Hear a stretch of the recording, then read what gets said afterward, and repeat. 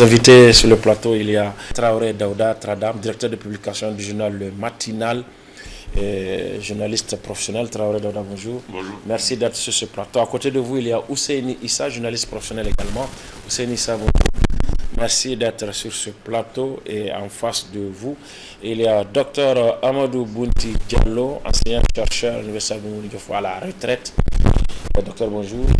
Merci d'être là. Deux titres cependant à la une de Presse Plus aujourd'hui. Deux gros titres, dont l'un relatif aux conclusions du dernier sommet de la CEDEAO sur le cas Niger et intitulé CEDEAO Niger, objectif, négociation, et le second titre qui évoque l'urgence pour la COLDEF et la transition de façon générale d'aller à l'essentiel quant à la lutte contre l'impunité et intitulé COLDEF. La justice ne doit plus attendre. CEDEAO Niger, objectif, négociation. Les conclusions du dernier sommet de la CEDEAO sur le cas Niger sont diversement analysées.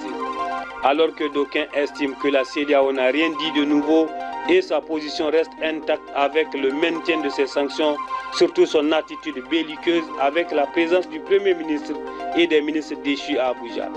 D'autres par contre ont perçu une certaine ouverture, voire un réel fléchissement dans la posture de la CEDEAO en n'insistant pas sur la réinstallation de Bazoum au pouvoir, mieux en reconnaissant même le coup d'État et ses effets. En plus, des médiateurs ont été désignés. Que faut-il en penser? Les négociations sont-elles devenues incontournables? À suivre tout de suite le débat. Certains pensent que c'est une évolution, d'autres par contre pensent que non, on n'est toujours pas sorti de l'auberge, c'est plutôt le statu quo. Et très rapidement, en quelques secondes, qu'est-ce que vous pouvez en dire, vous? Mais il y a une évolution quand même dans l'affaire, parce que jusqu'ici, la CEDEAO a nié, comme avait dit, le régime en place, estimant que c'est un régime militaire qui est venu par la force, n'est-ce pas? À l'occasion de ce sommet, ils ont reconnu quand même que finalement le CNSP, c'est le régime qui est là. Ils ont reconnu la légitimité du CNSP, ça c'est déjà quand même une avancée. Maintenant, pour ce qui est du reste des autres postes, on sait bien la position, ce n'est pas une position guidée par la CEDEAO, c'est une position qui est dictée par la France, notamment le maintien des sanctions et autres. Mais dans tous les cas, il y a une évolution et dans tous les cas, on peut considérer qu'ils n'avaient pas du tout le choix. Les sanctions n'avaient pas donné l'effet escompté. Alors, qu'est-ce qu'il fallait faire? Sauver la face. C'est ce que la CEDEAO a tenté de faire en désignant un comité de médiateurs composé de 3 pays ou 4 pays, je crois 3 pays, qui vont prendre langue. Il y a déjà le ministre des Affaires étrangères togolais qui est là. Le seul pays avec lequel d'ailleurs le courant n'a jamais été interrompu, qui est là la semaine dernière, qui a discuté un peu et qui est parti satisfait des avancées qu'il a pu engranger. Absolument. Pour aller plus loin sur ce plateau, je propose de suivre justement les conclusions du sommet de la CEDEAO, sommet tenu le 10 décembre dernier à Abuja, au siège de la Commission. Les nouvelles ne sont pas bonnes du côté d'Abuja où les chefs d'État de la CEDEAO planchent depuis ce matin sur la situation du Niger. Ces derniers refusent de lever les sanctions et posent des conditions même pour leur allègement. Ils confirment ainsi en quelque sorte les recommandations faites lors du Conseil des ministres de cette organisation. Sur la situation politique en République du Niger, l'autorité salue les efforts du président de l'autorité, son Excellence Bola Ahmed Tinubu, président de la République fédérale du Nigeria, vers une résolution pacifique de la crise politique.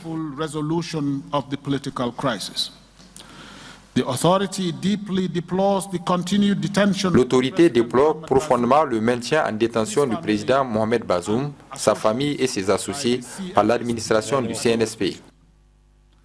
L'autorité déplore en outre le manque d'engagement du CNSP pour rétablir l'ordre constitutionnel. En conséquence, l'autorité appelle le CNSP à libérer le président Mohamed Bazoum, sa famille et ses associés immédiatement et sans condition. His family and associates immediately and without condition. The authority decides to set up A committee of heads of L'autorité décide de créer un comité des chefs d'État composé du président de la République du Bénin, président de la République togolaise et le chef de l'État de la République de Sierra Leone. Republic of Benin to Ils engage s'entretiendront avec le CNSP et d'autres parties prenantes en vue de convenir d'une feuille de route de transition, d'établir des organes de transition et de faciliter la mise en place des mécanismes de suivi et d'évaluation de la transition vers une restauration rapide de l'ordre constitutionnel basée sur les résultats de l'engagement du comité des chefs d'État avec le CNSP. outcomes of the engagement by the committee of heads of state with the CNSP. The authority L'autorité va progressivement alléger les sanctions imposées au Niger. on Niger. Failure by the CNSP to comply Le non-respect imprudent par le CNSP des résultats de l'engagement avec le comité entraînera le maintien de toutes les sanctions, y compris le recours à la force, et demandera à l'Union africaine et à tous les autres partenaires d'appliquer les sanctions ciblées contre les membres du CNSP et leurs associés.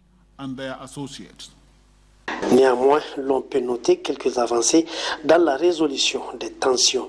La CEDEAO semble avoir abandonné l'option militaire et donc le retour au pouvoir de l'ancien régime.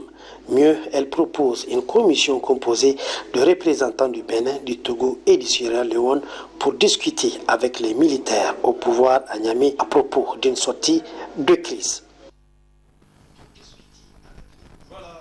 Voilà donc l'objectif négociation, comme vous l'avez entendu dans les conclusions de ce sommet, mi-figue, mi-raisin pour beaucoup d'acteurs politiques et sociaux de la scène nationale et même des autres observateurs africains. En tout cas, le journal L'Actualité, et cela transparaît également dans la une des journaux parus cette semaine, dans le cadre de l'analyse de ces conclusions. L'Actualité, le journal hebdomadaire nigérien, titre « Libération de Bazoum et courte transition ». En résumant ces deux points, les conclusions du sommet de la CEDEAO du 10 décembre. Libération de Bazoum et courte transition. Et puis le journal L'Actualité toujours, cette fois, avec un autre titre, bras de fer, État du Niger, CEDEAO, UMOA, Bazoum plus important que le Niger et son peuple. Bazoum plus important que le Niger et son peuple. Le journal explique ici que le sort de Bazoum et de sa famille importe plus la CEDEAO que celui du Niger et de son peuple. Et c'est ça qui transparaît, selon notre confrère, dans ses conclusions. Et puis Le Monde d'aujourd'hui, autre hebdomadaire, titre « Dialogue impossible à ces conditions-là ». Le dialogue est impossible à ces conditions, titre le journal Le Monde d'aujourd'hui.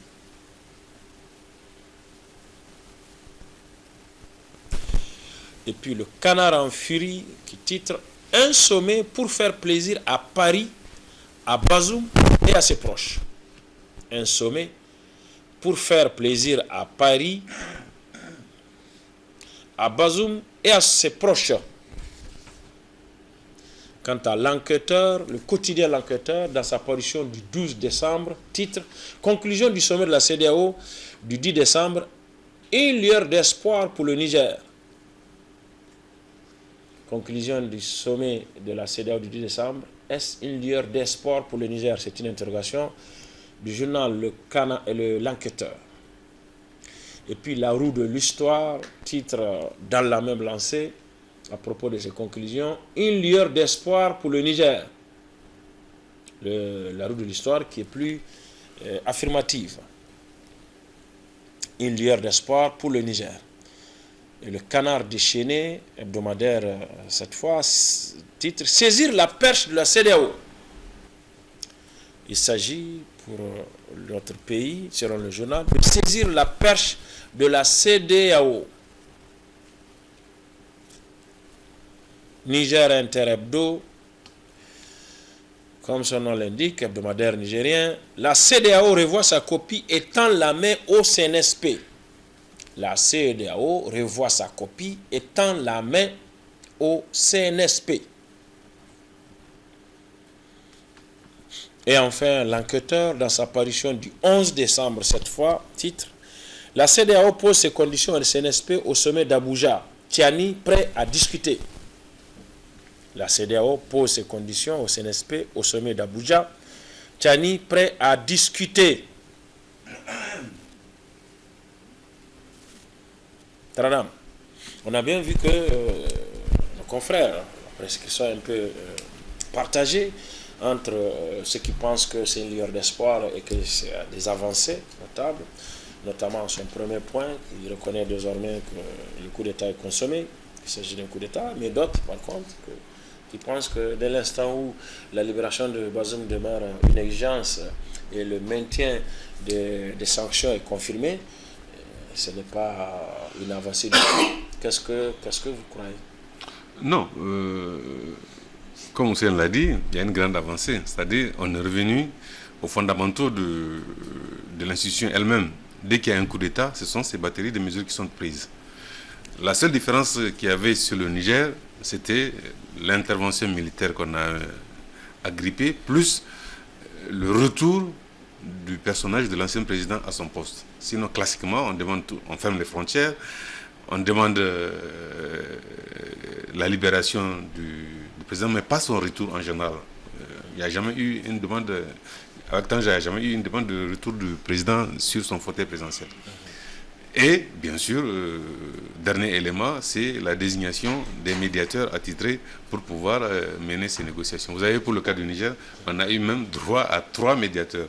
Partout, c'est un. Pour le Mali, c'était Goodluck Jonathan.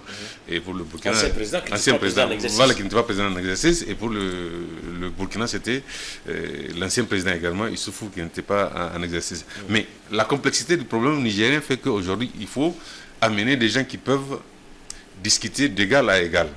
Parce que le problème des anciens présidents, c'est qu'ils sont toujours un peu en déphasage par rapport à ceux qui ont la toute-puissance du pouvoir, donc les militaires qui dirigent les pays actuellement présentement. C'est le cas du Burkina, du Mali et du Niger. Donc le cas du Niger est spécifique, parce que vous avez quand même le président Faure, il est président en exercice. Vous avez dit qu'il est plus ou moins... il a adoubé le régime dès le départ, il n'a pas été belliqueux, il n'a pas été vraiment très intransigeant. Le Béninois l'a été. Donc c'est un trio qu'on a mis, plus le Sierra Leone qui apparemment était même très loin de ses affaires, parce que même au niveau de la CEDEAO, il n'était pas très présent. Donc vous avez plutôt 2 voisins, dont l'un est notre voisin directement, qui est l'un des tenants de la ligne dure, et l'autre qui est plus ou moins assouplissant, et un troisième qui est anglophone d'abord, donc qui ne connaît pas trop bien la réalité. Donc les 3, je pense que si, comme ils le disent eux-mêmes, de 2 côtés, il y a une bonne volonté, on peut aller rapidement dans une sorte de fumée blanche, comme on dit chez les chrétiens, pour pouvoir rapidement sortir de ces négociations. Et comme vous avez suivi également le ministre togolais qui était là récemment, le ministre des Affaires étrangères, il se propose de revenir au mois de janvier en compagnie de son homologue sierra-léonais. Mais en fait, c'est que ce que tout le monde se pose aujourd'hui comme question, parce que lui, ce qu'il annonce, c'est complètement différent, je pense, de ce qui est la réalité. Mais c'est sa parole. Je n'ai pas entendu d'abord l'État du Niger se prononcer lui-même. Donc c'est ça qui est le plus important à mon avis. Quand l'État du Niger va se prononcer, le gouvernement nigérien et le CNSP vont se prononcer. On pourra épiloguer plus sérieusement. Tout à fait. Et même sur ce plateau, on y reviendra tout à l'heure, parce qu'on parlera de cette visite déjà considérée comme le début des négociations entre l'État du Niger et la CEDEAO. Docteur Bounty Amadou Diallo, vous, quel est votre commentaire par rapport à ces conclusions et comment est-ce que vous les accueillez? Bien suivi pour le moment, la présence d'analyse de cas différents. Moi, je n'ai pas entendu encore la réaction de l'État du Niger, mais vous voyez que 2 ou 3 jours après le sommet de la CEDEAO, l'ex-ministre des Affaires étrangères, Aïchat Mindaoudou, a rappelé à la CEDEAO que véritablement la CEDEAO est sortie de son rang et que, compte tenu du fait que la CEDEAO ait reconnu le coup d'État, il faut revenir aux sanctions classiques. Aïchat Mindaoudou l'a fait dans le cadre d'une publication. Oui, non, c'est-à-dire que moi, au moins, elle fait un travail impeccable. Moi, de mon point de vue, et sa voix compte. Elle a dit vraiment, voilà, si pendant tout ce temps-là, vous avez pris des sanctions inhumaine contre le pays, voilà que maintenant vous reconnaissez que c'est un coup d'État. Quand il s'agit d'un coup d'État, il y a des sanctions qui sont des sanctions plus ou moins classiques. Il faut revenir à ça. Maintenant, vous voyez qu'il y a un communiqué de la CEDEAO qui est apparu, et qui n'a pas de cachet, et où la CEDEAO reconnaît qu'il y a eu coup d'État, qu'après le coup d'État, il faut libérer le président Bazoum. Il faut pas poursuivre justement les Souké et Siri qui sont en train de demander qu'on vienne bombarder le pays. Je pense que ce sont des conditions quasiment impossibles. Le dialogue ne peut pas être possible dans ces conditions. Moi, de mon point de vue, si l'État du Niger doit engager des négociations, il faut que le blocus soit d'abord levé. Parce qu'on se rend compte que la CEDEAO et l'UEMOA sont dans l'illégalité la plus complète. Vous voyez d'ailleurs le mouvement du directeur de la BCAO, du gouverneur de la BCAO, il se rend compte à l'évidence que son institution est dans l'illégalité. Maintenant, qu'est-ce qu'il fait? Il fait miroiter au chef d'État qu'il visite là. Il est allé à Ouaga, il va venir à Niamey. Il est allé à Bamako. Oui, parce que la BCAO n'est pas obligée de suivre les directives. Voilà, on ne doit pas. Mais là, il se rend compte à l'évidence que ça risque de coûter cher à la BCAO. Parce que si, par exemple, on a fait sortir de l'argent du Niger la BCAO de manière illégale, il va falloir que la BCAO renfloue au cas où les sanctions sont annulées. Donc, je pense que c'est maintenant qu'ils sont en train de sentir... J'ai même entendu une audio hier, là, où l'UEMOA demande au Niger, au Burkina et au Mali de dire tout ce qu'ils veulent pour ne pas aller vers l'AES, ainsi de suite. Mais toujours est-il que, de mon point de vue, aucune négociation n'est possible sans lever du blocus. Vous levez le blocus, ou vous revenez, comme l'a dit. Pour vous, le Niger doit faire de ça un préalable. Non, ça, il n'y a rien à faire. Aux négociations éventuelles, ou qui sont en train d'être entamées. Non, les négociations même sont engagées. Oui. Du moment on considère qu'elles sont commencées. Non, elles ont commencé. Moi, j'ai confiance au Togolais. Hein. Il est venu. Ce qu'il a dit engage plus ou moins les autorités. Maintenant, le problème, c'est que on tourne autour du calendrier. Il est tout à fait possible que les autorités lui aient donné un calendrier. On va à l'étape par étape, docteur, pour que nos téléspectateurs, tous les gens qui nous suivent puissent aussi comprendre, qu'ils ne sont pas forcément au même niveau d'information que vous autres. Alors, les réactions, on est au stade de réaction. On va suivre cette réaction ici, au Niger, après la publication de ces conclusions du sommet de la CEDEAO, comme autour de cette table, le public aussi, en tout cas ceux qui ont réagi, notamment les acteurs de la société civile, certains en tout cas ont variablement accueilli ces conclusions. Je propose donc de suivre les réactions de certains responsables des organisations de la société civile avec notre camarade de la rédaction, Mahmoud Ablaziz.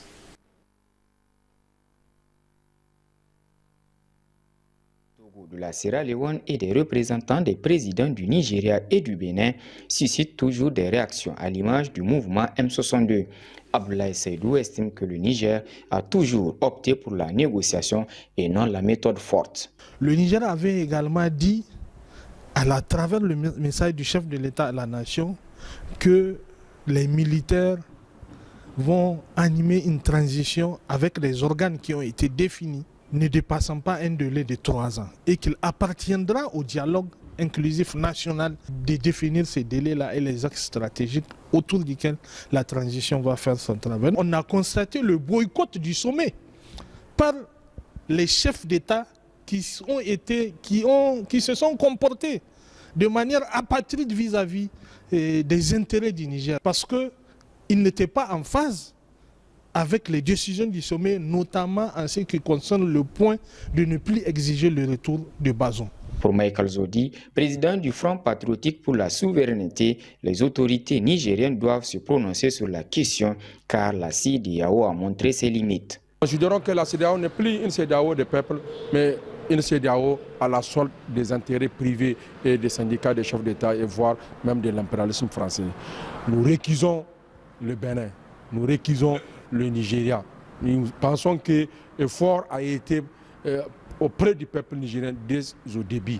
Et c'est grâce au Togo qu'on arrive à trouver quelques ravitaillements pour notre peuple nigérien. Les représentants des Nations Unies, ça fait longtemps que notre peuple souffre. Ça fait 4 mois que personne n'a dit mot. C'est maintenant qu'ils ont constaté que le peuple nigérien est résilient et on est en train de partir vers l'Alliance des États du Sahel. Les gens ont estimé qu'il faut revenir, il faut... Non, c'est fini, on ne peut plus nous duper. La solution bénéfique pour le Niger à l'heure actuelle reste la dynamisation de l'Alliance des États du Sahel, selon les deux acteurs de la société civile nigérienne. La création du G5 Sahel n'a pas posé de problème et n'a pas été un handicap pour la CEDEAO. Ce n'est pas la création de l'AES qui va être un handicap pour la CEDEAO ou l'UEMOA. Donc cette démarche dynamique au sein de l'AES doit être poursuivie et il faut que les objectifs de la charte du Liptako Gourma soient atteints. Le Mali et le Burkina ont été à nos côtés et nous pensons que ce processus-là, on doit continuer. Au niveau du Front patriotique pour la souveraineté, nous avons été clairs. Il va falloir qu'on démontre à la face du monde que ce sont nos dirigeants qui ont créé, qui ont fondé la CEDEAO et on peut se retirer de la CEDEAO. Nous ne voulons plus de cette monnaie d'échange qui à travers l'UEMOA. Donc on doit se retirer de l'UEMOA à travers l'AEC. Si le président du CNSP, dans son dernier entretien public, a indiqué que les spécialistes et experts sont avancés sur le processus de la monnaie de l'Alliance des États du Sahel, ils sont nombreux aujourd'hui les citoyens nigériens qui ne demandent que le départ du Niger de cette organisation sous-régionale. Le président Ouattara de la Côte d'Ivoire, Talon du Bénin et puis Macky Sall du Sénégal. Pour vous, c'est anodin, ça n'a aucun impact, ou bien c'est des éléments dont il faut tenir compte dans l'analyse de ces conclusions. Quand on regarde un peu la présence de l'ancien Premier ministre Oumoudou, la présence de l'ancien ministre des Affaires étrangères Massouda Assoumi et Al-Kash, ils ont été officiellement invités. Ça veut dire que c'est un mépris royal vis-à-vis. C'est pour ça que cette institution-là, moi, je considère qu'on doit s'en aller. Parce que c'est purement du mépris vis-à-vis du pays. Vous dites que vous ne reconnaissez pas le pays. Le pays est suspendu de toutes les instances. Et vous avez le topé de faire venir des ministres dont le gouvernement est dessus, un régime dessus pour venir s'asseoir, narguer les Nigériens. N'est-ce pas? Quand le CNSP a tapé du poing sur la table, on a vu, rapidement, ils sont sortis. Moi, je vais dire, rien qu'à cause de ces impondérables, parce qu'une fois que vous suivez... Alors, ils sont là-bas à quel titre? Parce qu'on a vu le drapeau du Niger devant Oumoudou. Alors, ils étaient là-bas à quel titre? Pour représenter le Niger qui ne devait pas être là à cette instance-là, ça montre le dilatoire de cette organisation qui est moribonde, qui doit disparaître. Aujourd'hui, quand on dit ils font preuve de... C'est eux qui n'ont jamais voulu négocier avec le Niger. Il faut que les gens le comprennent. Le CNSP ne s'est jamais opposé à un quelconque dialogue. Dès le départ, quand comment il s'appelle l'ancien président nigérien est arrivé, n'est-ce pas? Abou Salami est arrivé, ils ont posé des conditions. Il fallait qu'il voit Bazoum, les conditions de détention de Bazoum. Il fallait qu'il s'assure qu'il va en bonne santé, des choses comme ça. Il fallait qu'ils aient au moins une idée de la durée de la transition. Et puis depuis lors, plus rien. Ils sont allés et ils veulent montrer que c'est le Niger qui ne veut pas négocier. C'est pour ça que j'ai dit, c'est une organisation moribonde, une organisation, la dynamique, parce qu'aujourd'hui, ils sont inquiets. Ils sont inquiets du fait que si le Niger, le Mali et le Burkina se retirent, ça va être une coquille vide. Ça va être véritablement une coquille vide. On va se retirer de la CEDEAO, on va se retirer de l'UEMOA.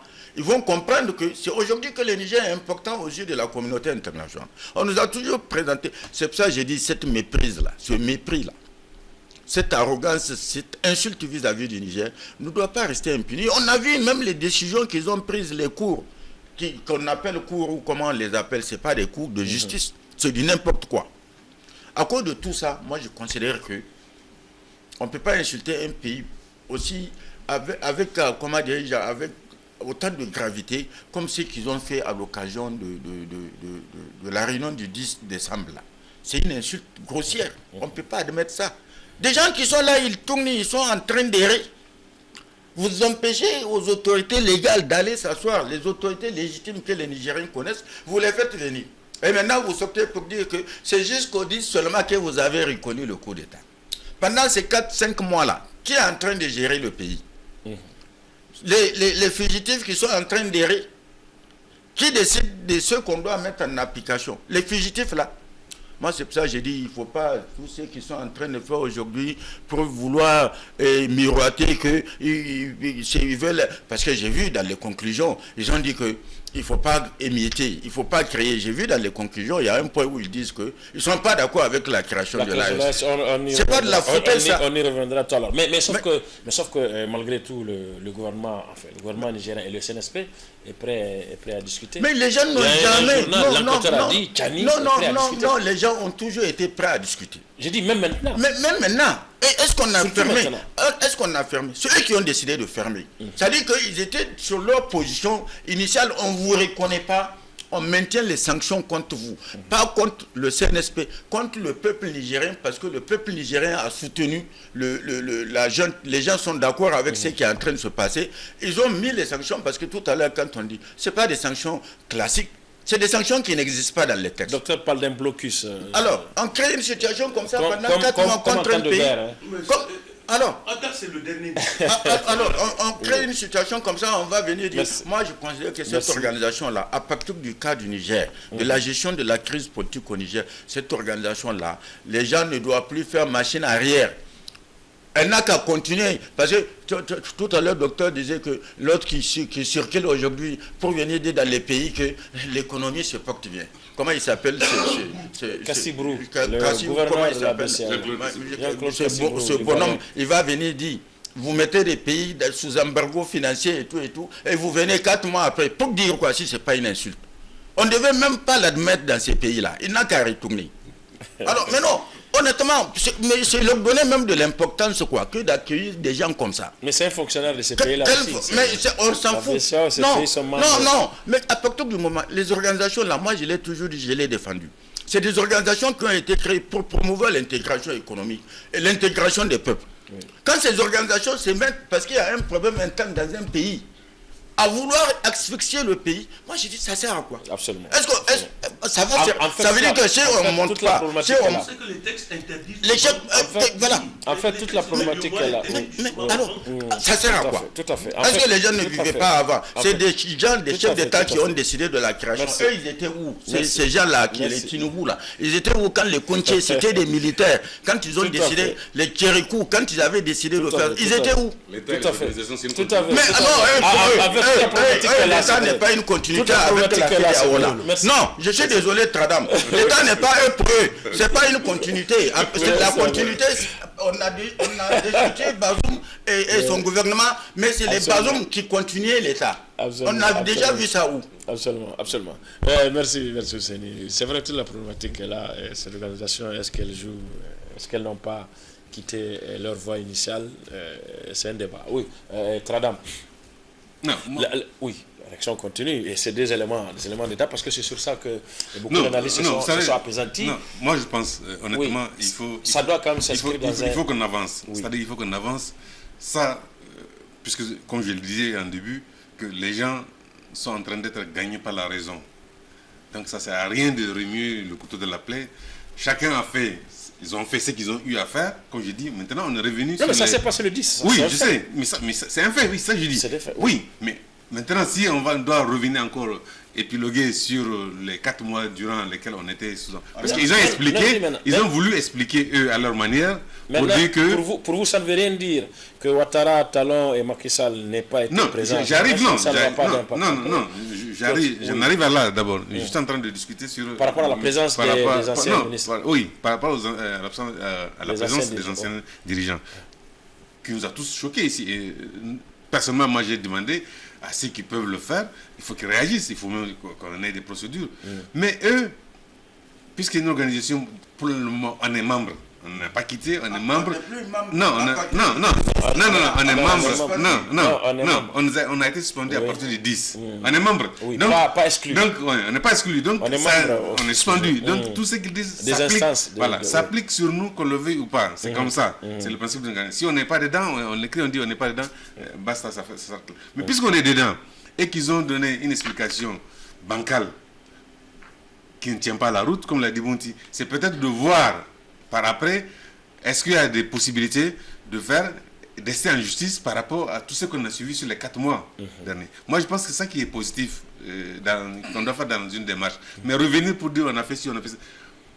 plantons le décor à partir du 10 où ils disent qu'ils nous reconnaissent, qu'il y a un coup d'État et que c'est le CNSP à la tête duquel se trouve Tchani, celui qui préside le Niger, et qu'ils ont nommé des médiateurs pour pouvoir avancer dans les négociations. Moi, je pense que c'est ça la base maintenant sur laquelle tous les Nigériens doivent converger pour pouvoir partir. Mais si on doit revenir, parce qu'on a tellement dit des choses, on a tellement dit des choses sur l'organisation elle-même, sur ses dirigeants, donc il ne sert à rien de revenir. C'est un État, ce n'est pas des individus, c'est un État qu'on est en train de construire. Voilà ce que je propose, avant que vous-même vous n'avanciez, vous permettez d'avancer plus tard et de revenir et d'arriver à Bounti, c'est les communiqués. Parce que la CEDEAO, la commission de la CEDEAO elle-même a réagi pour donner toutes ces précisions-là après le communiqué du CNSP qui dénonce ce qui s'est passé.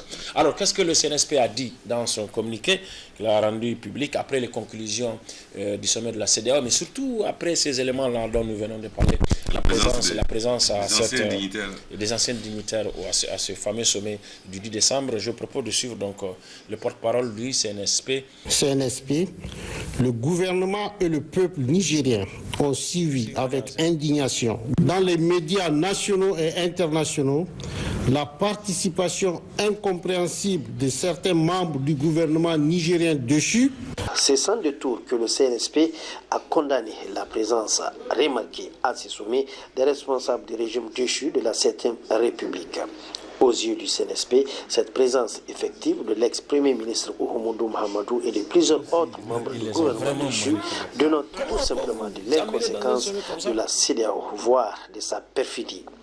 Toute chose, selon le CNSP, qui renseigne sur le haut degré de compromission de cette organisation. La CEDEAO ne peut en effet décider d'une part la suspension du Niger de toutes ses instances et d'autre part permettre à des fugitifs de représenter illégalement notre pays. Cette attitude désinvolte sur fond d'incohérence prouve à suffisance le mépris de la CEDEAO pour les textes communautaires et le droit international en général. Elle s'inscrit dans une logique de soutien à des amis politiques et autres partenaires d'affaires au détriment des intérêts des États et des peuples de la CEDEAO. Au regard de ce qui précède, le CNSP met en garde au demeurant la CEDEAO en général et le Nigeria en particulier contre de tels agissements dont la finalité n'est autre que la déstabilisation du Niger. Le Niger rappelle par ailleurs au président en exercice de la CEDEAO et président de la République fédérale du Nigeria, Bola Ahmed Tinubu, que le Niger et le Nigeria ont des liens millénaires et infrangibles, de fraternité qui méritent d'être préservés.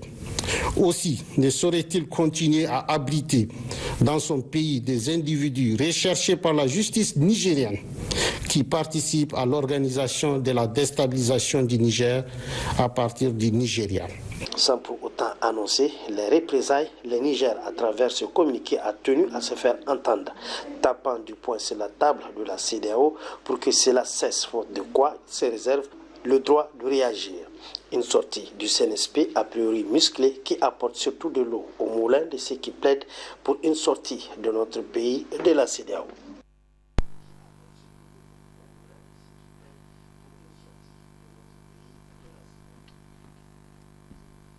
Évidemment, cela a suscité la réaction de la commission de la CEDEAO qui est venue préciser quelques éléments, notamment la présence des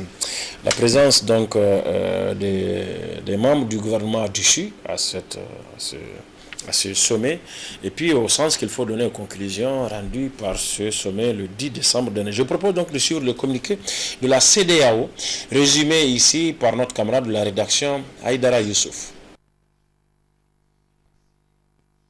De la communauté économique des États de l'Afrique de l'Ouest, CEDEAO, voudrait apporter les clarifications suivantes en ce qui concerne la République du Niger. 1. Jusqu'à sa 64e session ordinaire tenue le 10 décembre 2023, la conférence des chefs d'État et de gouvernement voyait dans la situation survenue au Niger une tentative de coup d'État et considérait toujours son Excellence M. Mohamed Bazoum comme le président de la République du Niger, chef de l'État. 2. Du fait de cette position, le Niger n'était pas suspendu des organes de décision de la CEDEAO et les membres du gouvernement de son Excellence M. Bazoum étaient habilités à représenter le Niger aux réunions statutaires de la CEDEAO. 3. Le sommet du 10 décembre a reconnu que le gouvernement de son Excellence, M. Mohamed Bazoum, avait été effectivement renversé par un coup d'État militaire. Par conséquent, à compter du 10 décembre 2023, le Niger est suspendu de l'ensemble des organes de décision de la CEDEAO jusqu'au rétablissement de l'ordre constitutionnel dans le pays.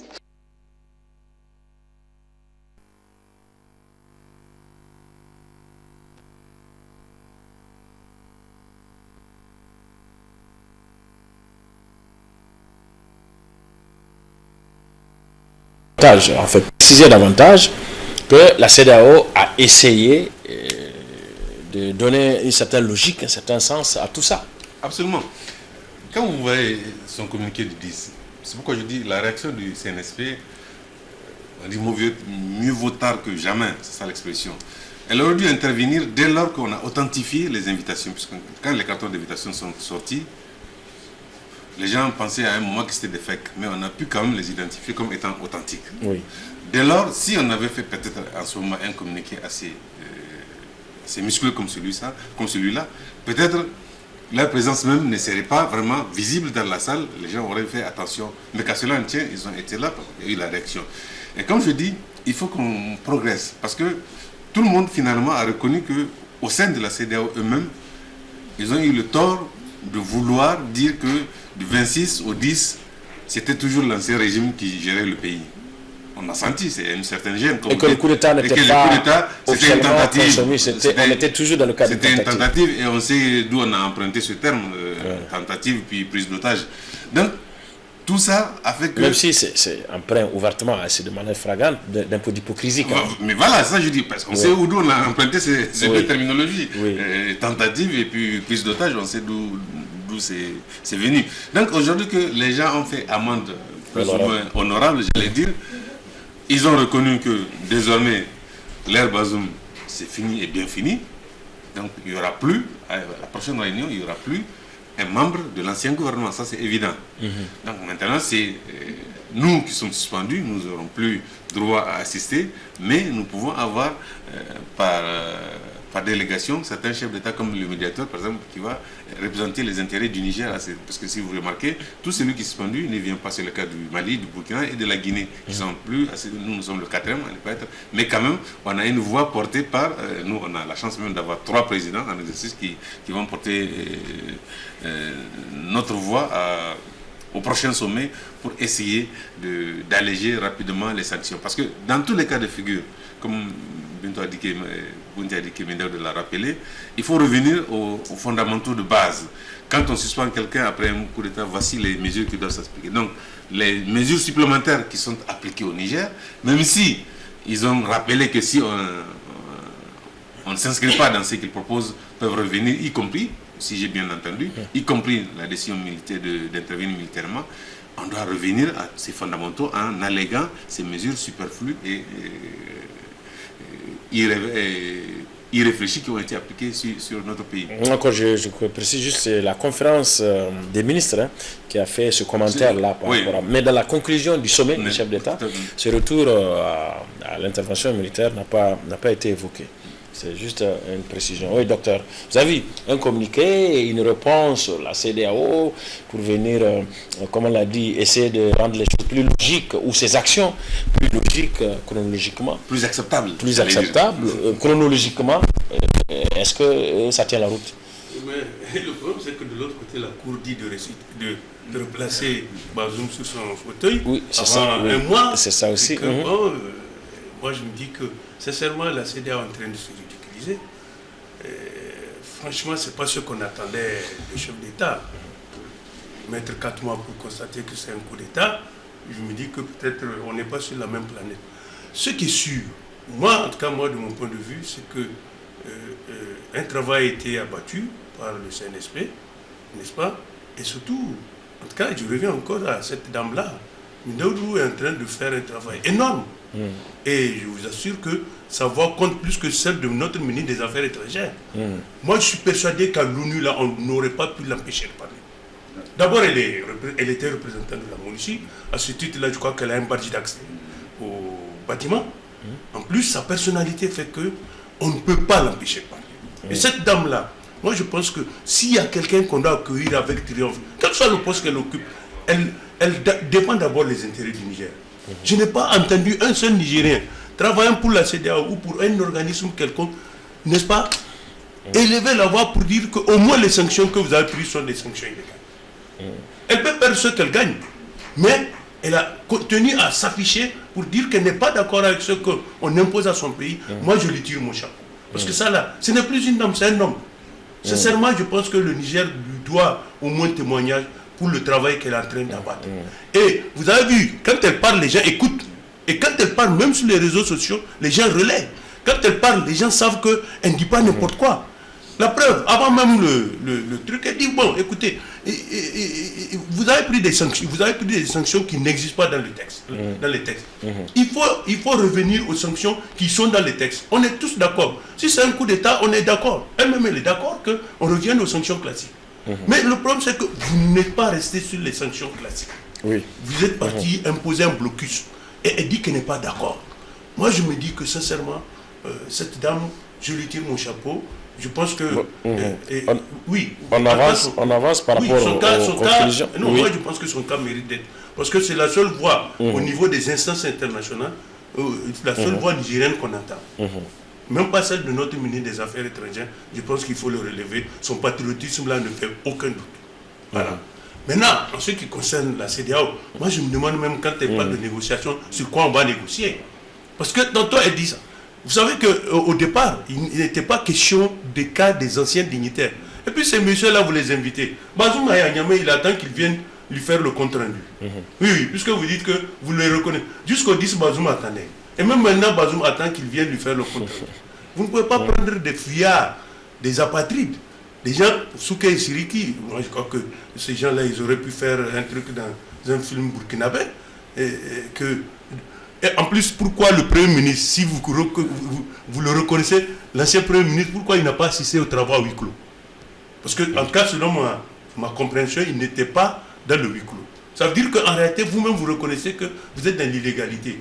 Maintenant, moi, je me dis que si la CEDEAO veut véritablement qu'on négocie, il faut qu'on nous dise formellement qui, au niveau de la CEDEAO, est désigné pour représenter même la CEDEAO. Parce qu'apparemment, il y a des voix... ce ne sont pas les mêmes voix. Qui véritablement est désigné au titre de médiateur de la CEDEAO. Et en plus, c'est que au départ, il n'y avait de négociation entre la CEDEAO et le gouvernement du Niger. Maintenant, on lui dit non, négociation inclusive, il faut insérer le cas des Souké et Siriki là, pour qu'il y ait une négociation. Oui, c'est qui Souké et Siriki. Mais il faut les nommer, Non, c'est les Bossoda Soumi et Oumoudou, l'ancien ministre des Affaires étrangères et l'ancien Premier ministre. Vraiment, ils font du théâtre. Eux-mêmes savent qu'ils ne représentent plus rien. C'est fini. C'est fini. Donc, comment on va nous dire que ces gens qui ont demandé qu'on vienne nous bombarder?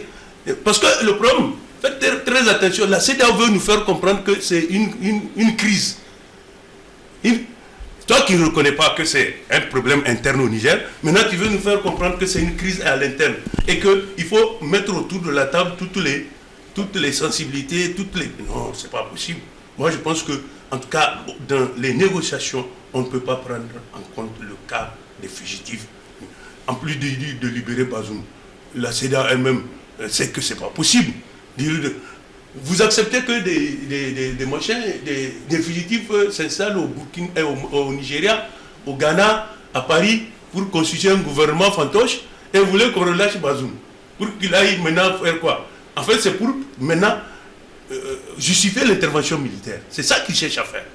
Donc moi, je me dis que dans tous les cas, si on doit négocier, la CEDEAO nous dit de haute et intelligible voix, voilà celui qui portera notre voix. Voilà les éléments sur lesquels on va négocier. Mais avant toute négociation, il faut lever le blocus. Merci. On va découvrir ensemble les conclusions ou le verdict de la Cour de justice de la CEDEAO. Ce qui est gênant ici, c'est que ce verdict est intervenu 5 jours après les conclusions de la réunion des chefs d'État, qui a dit reconnaître le coup d'État, qui a dit vouloir négocier avec le CNSP. Et la décision de la Cour dit qu'il faut libérer Bazoum, mais surtout le réinstaller dans son fauteuil et donne un mois aux autorités militaires nigériennes pour s'exécuter. Je propose de suivre le verdict ou les conclusions de cette décision de justice de la Cour de justice de la CEDEAO avec nos camarades de la rédaction de la télévision Bonferré, notamment Balima Bourema. La Cour de la Communauté économique des États de l'Afrique de l'Ouest CEDEAO ordonne la libération de Mohamed Bazoum et son rétablissement dans ses fonctions de président de la République. C'est ce qui ressort du délibéré de ce vendredi 15 décembre 2023. La mise en liberté immédiate et sans condition de tous les requérants enjoint aux défendeurs de se conformer sans délai au respect des principes de convergence constitutionnelle par le rétablissement de l'ordre constitutionnel, notamment par la remise du pouvoir d'État à Mohamed Bazoum.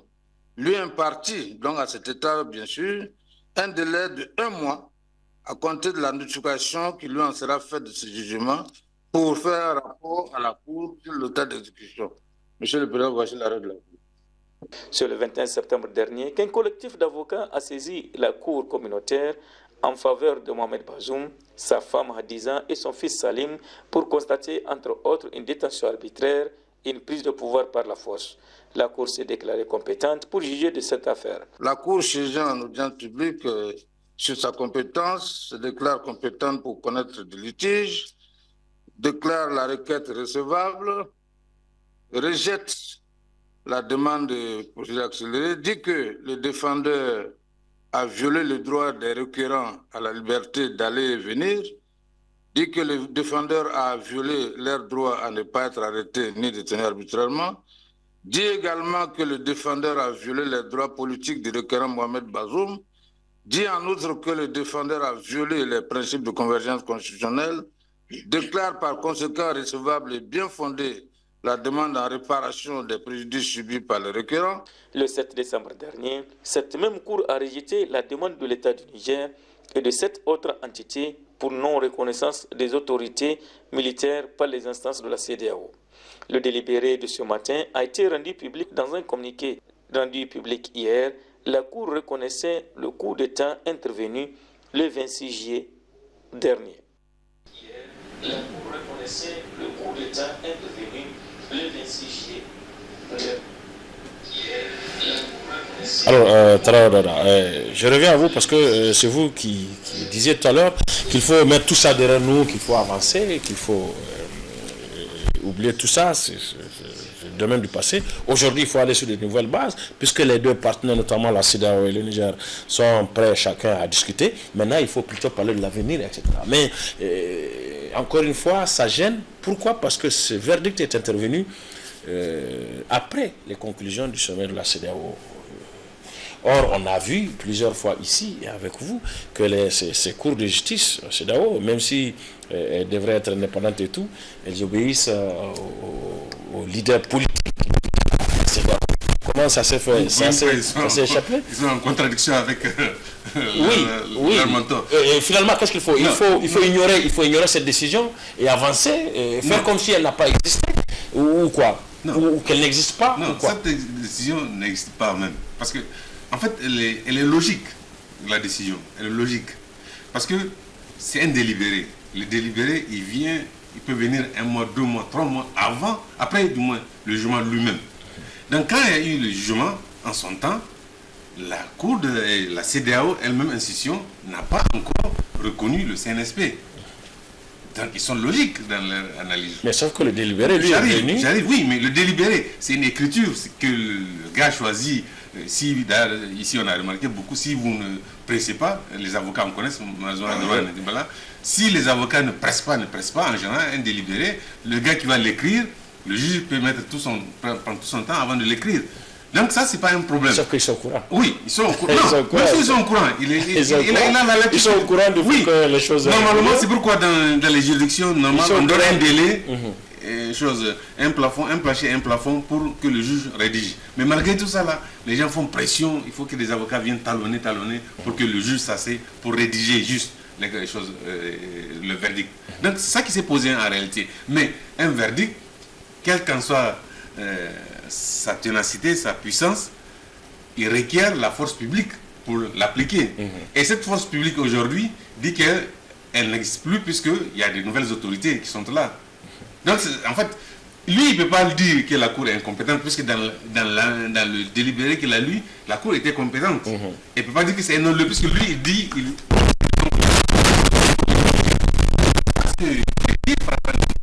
Il n'est pas juge d'ici pour dire que non, c'est pas comme ça. C'est de la CEDEAO. Non, il lit quel qu'en soit ce que ça va lui coûter. C'est une décision, c'est des conclusions, il a lu. Maintenant, pour appliquer, il dit qu'il donne 2 mois. Un mois à l'État pour s'exécuter. Mais puisque la CEDEAO, dont il dépend, les cours de la CEDEAO, c'est elle qui doit lui prêter normalement les moyens pour contraindre ces autorités nigériennes à réinstaller Bazoum. Mais puisque la CEDEAO elle-même, le monsieur à qui il va demander la force pour installer, et dit que non, ce n'est plus la peine, je reconnais les nouvelles institutions, donc il n'y a plus d'inquiétude. C'est un verdict qui a été rendu comme ça, mais il ne va jamais prospérer parce qu'il n'a pas les conditions pour prospérer, c'est tout. Et l'objet n'existe plus, il est sans objet. Il est sans objet, mais lui, le président qui l'a lu, ne peut pas le lire comme ça, parce que lui, c'est les conclusions qu'il a lues, c'est le jugement qu'il a lu, c'est le résultat du jugement qu'il a lu. Et le jugement a eu lieu, je ne sais pas, en tout cas, le jugement a eu lieu en novembre, je crois, sinon en octobre, puisque ça, la plainte a été posée, je crois, en septembre ou octobre, un truc comme ça. Donc, le jugement a eu lieu peut-être en octobre. Ça a été 2 fois, le délibéré a été reporté 2 fois. Voilà, donc, et le jugement déjà. Oui. Donc, c'est le délibéré, c'est juste l'écriture du résultat. Donc, bon, encore que 5 jours quand même, c'est quelque chose, une décision de justice. Non, mais c'est 5 jours que les choses ont évolué. Oui, mais même si ça a évolué, le délibéré, il est écrit. C'est ce qu'on a décidé collégialement, c'est ça que toi, tu dois rapporter. Le greffier va écrire. Donc, il ne peut pas le changer. Pour le changer, il faut forcément qu'il y ait un nouveau procès. Or, il ne peut pas y avoir un procès 2 fois dans le même dossier, sauf si c'est un appel. Mais l'instance ne peut pas juger 2 fois. Toujours est-il que c'est difficile pour vous d'enlever de la tête des Nigériens que les cours là fonctionnent à double vitesse. On a bien vu la cour de l'UMOA. La Cour de l'UMOA parlait de coup d'État, une nouvelle autorité militaire qui n'est pas reconnue. Et la CEDEAO vient de dire avant-hier dans son communiqué qu'elle n'a jamais dit que c'est un coup d'État. Elle a dit que c'est une tentative de coup d'État. Non, mais attendez, vous aussi, Adam, vous voulez une chose de son contraire. On a tous déploré le fait que les cours soient annexés aux dirigeants. Mais pour une fois où la Cour est allée contre les dirigeants, vous dites que c'est pas bien. Or, elle n'est même pas allée contre les dirigeants. Elle a jugé un truc en son temps. En son temps où les dirigeants de la CEDEAO étaient conformes à sa décision. Maintenant, c'est un délibéré. Le délibéré, je vous dis, c'est longtemps. Dommage que le Laurent, parce que moi, je ne suis pas un spécialiste de droit. Si le Laurent était là, il allait nous expliquer mieux. Mais le délibéré, c'est la décision collégiale des juges. Lui, il est venu dire, voilà ce que les juges ont décidé en son temps. C'est pas maintenant. Merci. Et vous avez notifié vous-même que le délibéré a été reporté à 2 reprises. Oui, donc, parce que, comme j'ai dit, il faut talonner parfois les juges pour qu'ils écrivent. Merci. Merci. Oui, Ousseini, vous en pensez quoi? Ce que j'en pense. Oui. Et la CEDEAO. Oui. Et sa Cour de justice. Et lui et moi, et sa Cour de justice. On cessait d'être des instruments, des organisations pour nous autres. Quand tout à l'heure, l'explication que Tradam veut donner, la Cour, quand elle a été saisie de la plainte de Bazoum, la Cour n'a pas dit qu'elle ne reconnaissait pas, comment on appelle ça, et qu'elle ne pouvait pas parce que la personne que... Elle s'est déclarée compétente. Elle s'est déclarée compétente. Maintenant, quand l'État a introduit sa plainte pour la levée des sanctions, elle dit non, la plainte est irrécevable parce qu'on ne reconnaît pas l'État du Niger. Oui, logique. C'est pas logique. Non, c'est pas logique. Je suis désolé, c'est pas logique. C'est pas logique parce que tout simplement la logique aurait voulu, mais on ne reconnaît pas. Quand tu ne reconnais pas quelqu'un, pourquoi on va saisir? Et aujourd'hui, on voit la Cour qui donne son délibéré pour dire à des gens que vous dites que vous ne reconnaissez pas, vous ne pouvez même pas recevoir. Mais alors, qui va aller libérer Bazoum? Non, je vais demander qui. À qui ils ont demandé. À qui ils ont demandé. Maintenant, cette décision-là, à qui ils ont demandé? À qui? Mais quelque chose que vous dites, vous ne reconnaissez pas, ça dit, ça montre tout simplement, comment avait-je dit, la honte de ces organisations. Non, tout simplement. Parce que des organisations, il devait y avoir une cohérence. On a soutenu ici qu'ils étaient alignés derrière. C'est au nom de principe de convergence constitutionnelle ou quelque chose comme ça. Oui, ils disent qu'ils sont en train de prendre. Ils se sont alignés derrière la conférence des chefs d'État, n'est-ce pas? la logique aurait voulu, même si c'est le jugement est intervenu, il faut harmoniser. Il n'y a pas d'harmonie dans ce qu'ils font. Tout le monde fait ce qu'il a envie de faire. Comment on peut voir dans une organisation peut fonctionner comme ça? Comment? Et c'est avec le cas Niger qu'on a vu tout ça. C'est avec le cas Niger. Parce que quand vous prenez même la Coupe de justice de l'UEMOA, par rapport au Mali, elle a reconnu que effectivement le Mali avait. Quand c'était nous, elle dit non. Mais alors, ça pose un problème. Ça pose sérieusement un problème. Moi, j'ai dit, ça montre que ces institutions ont montré leurs limites. On n'a plus à les courir après que négociation. Négociation, qui négocie ou qui ne négocie pas. Attends, est-ce que c'est nous seulement qui souffrons? Tout ça, c'est du chantage. Ce qu'ils veulent là, ils ne peuvent pas l'avoir.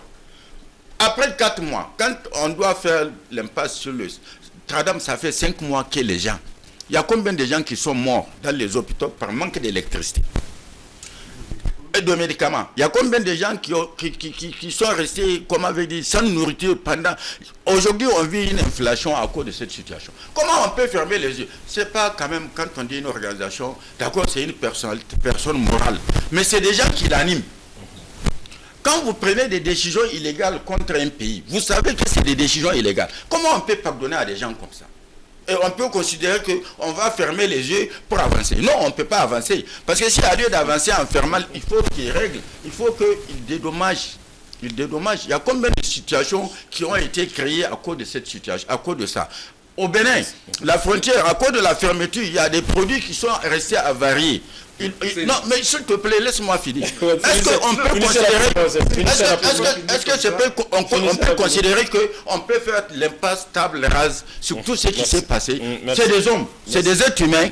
Ils savent que les actes qu'ils ont posés, c'est des actes illégaux, c'est criminel ce qu'ils ont posé. Alors, par conséquent, c'est pas parce qu'on nous a miroité, vous allez négocier, on va trouver. Mais même ça, tout à l'heure, Bounty disait que Mindaoudou a demandé à ce qu'on lève, parce qu'à partir du moment où il devait, parce que c'est des sanctions qui ne devaient même pas être prises, parce que c'est des sanctions illégales. Absolument. Ça veut dire que cette institution-là, ces organisations-là sont des organisations criminelles. C'est des organisations qui sont aussi terroristes, aussi qui fonctionnent comme les terroristes, pas autre chose. Merci. Merci.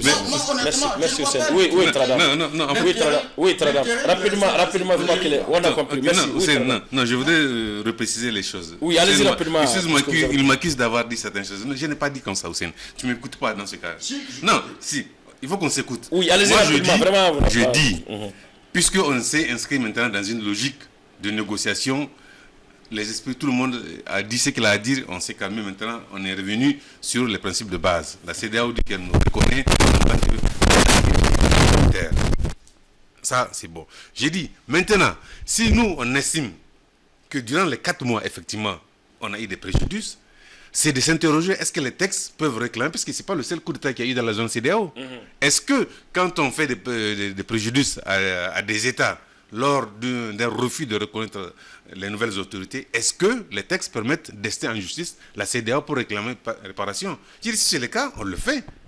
Parce qu'effectivement, durant les 4 mois, on a souffert dans nos chairs, dans notre être, dans nos vies. Chacun, dans son commerce, partout, on a suivi dans les hôpitaux, comme on l'a dit.